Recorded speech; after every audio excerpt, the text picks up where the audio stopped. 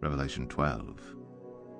And a great sign appeared in heaven, a woman clothed with the sun, with the moon under her feet, and on her head a crown of 12 stars.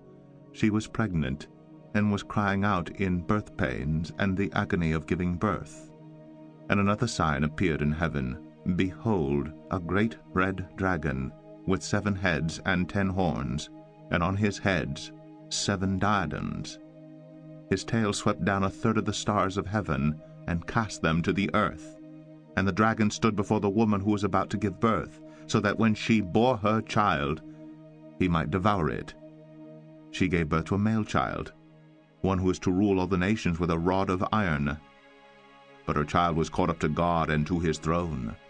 And the woman fled into the wilderness, where she has a place prepared by God, in which she is to be nourished for 1,260 days. Now war rose in heaven, Michael and his angels fighting against the dragon, and the dragon and his angels fought back. But he was defeated, and there was no longer any place for them in heaven.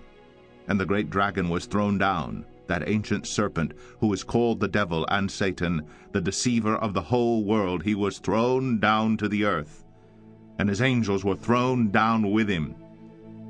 And I heard a loud voice in heaven saying, Now the salvation and the power and the kingdom of our God and the authority of his Christ have come, for the accuser of our brothers has been thrown down, who accuses them day and night before our God. And they have conquered him by the blood of the Lamb and by the word of their testimony, for they loved not their lives even unto death. Therefore rejoice, O heavens, and you who dwell in them. But woe to you, O earth and sea, for the devil has come down to you in great wrath, because he knows that his time is short. And when the dragon saw that he had been thrown down to the earth, he pursued the woman who had given birth to the male child.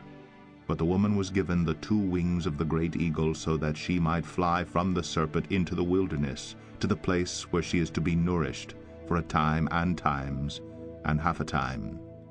The serpent poured water like a river out of his mouth after the woman, to sweep her away with a flood. But the earth came to the help of the woman, and the earth opened its mouth and swallowed the river that the dragon had poured from his mouth. Then the dragon became furious with the woman, and went off to make war on the rest of her offspring, on those who keep the commandments of God and hold to the testimony of Jesus.